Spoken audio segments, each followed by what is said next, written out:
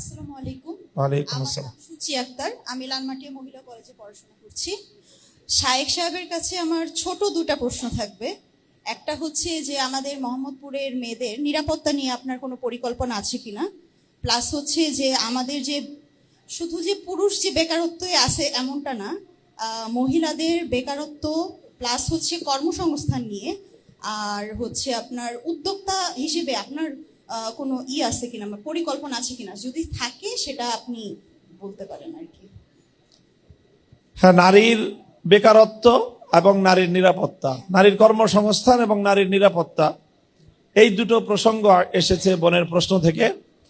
তো প্রথম কথা তো হলো যে নিরাপত্তা কনসার্ন যেটা, সেটা আমাদের এবারে নির্বাচনী প্রচারণায় প্রধান গুরুত্বপূর্ণ ইস্যু। আমি বারবার বলছি যে মোহাম্মদপুর এখন একটা ক্রাইম জোন হিসেবে পরিচিতি পেয়ে গিয়েছে। সন্ত্রাস, চাঁদাবাজি এবং কিশোর গ্যাং, এই তিনটা দিয়ে তারপরে এর মূল যে কেন্দ্রবিন্দু সেটা মাদকের সাম্রাজ্য। তো মূলত এইটাই মোহাম্মদপুর এবং আদাবর এই অঞ্চলের তাদের এই জনমানুষের, সাধারণ মানুষের নিরাপত্তা বিঘ্নিত করছে এবং এগুলোর সাথেই সম্পৃক্ত নারীর নিরাপত্তাটা আরো বেশি।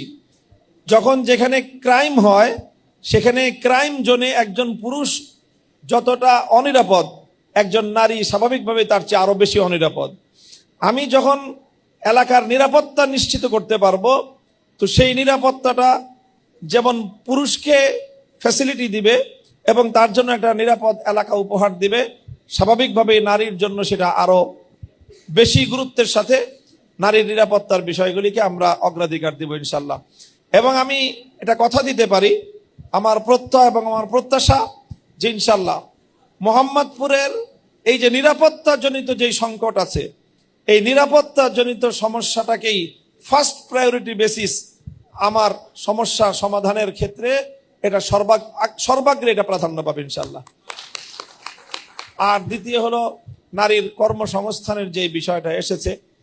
নারীর কর্মসংস্থান শুধু নারী নয়, আসলে নারী পুরুষ সকলেরই কর্মসংস্থান, বিশেষ করে আমাদের ইয়াং জেনারেশন, তাদেরকে উদ্যোক্তা হিসেবে প্রতিষ্ঠিত করার জন্য এবং তাদেরকে উদ্যোক্তা হিসেবে নানা সাপোর্ট দেওয়ার জন্য এটা রাষ্ট্রীয় বিভিন্ন উদ্যোগ আছে। আমরা জানি বাংলাদেশের সরকারের পক্ষ থেকে যুব উন্নয়ন যে একটা বড় ধরনের মন্ত্রণালয় এবং তার অধীনে অনেক বড় হিউজ অ্যামাউন্টের অর্থ বরাদ্দ হয়, বড় পরিকল্পনা হয়। দুর্ভাগ্যজনকভাবে অন্যান্য সেক্টরের মতো এই সেক্টরেও এই অর্থগুলোর ব্যাপকভাবে এগুলো মিসইউজ হওয়ার কারণে মানুষের প্রকৃত কল্যাণে এটা ব্যবহৃত হয় না। তো আমরা ইনশাআল্লাহ, আল্লাহ পাক যদি আমাকে নির্বাচিত করেন, তো আমি আশাবাদী যে আমার যে অবস্থান সরকার এবং রাষ্ট্রের সকল গুরুত্বপূর্ণ জায়গাগুলোতে আমার একটা অবস্থান জোরালো থাকবে ইনশাল্লাহ।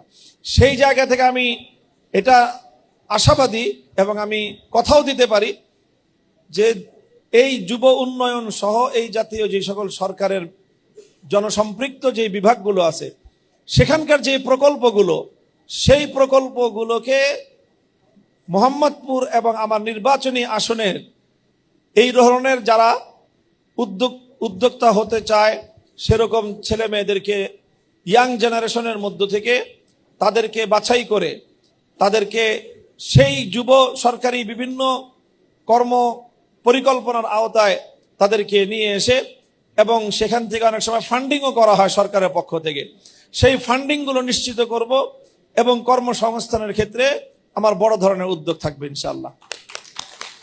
এর পাশাপাশি সরকারি উদ্যোগটাকে আমি টেনে আনবো আমার এলাকায় এবং আমার এলাকার ইয়াং জেনারেশনের জন্য সেই বরাদ্দটা যেন সুন্দরভাবে হয়, সেই উদ্যোগগুলো যেন হয়, ট্রেনিংগুলো যেন হয়, ট্রেনিং এর পরে ফ্যাসিলিটিসগুলো যেন তারা ভালোভাবে পায়, সরকারি ফান্ডিং যেটা হয় সেই ফান্ডিংটা যেন আমার এলাকার যুবকরা ইয়াং জেনারেশন তারা যেন এই বরাদ্দটা পায়, তারা যেন অগ্রসর হতে পারে, নিজের পায়ে দাঁড়াতে পারে।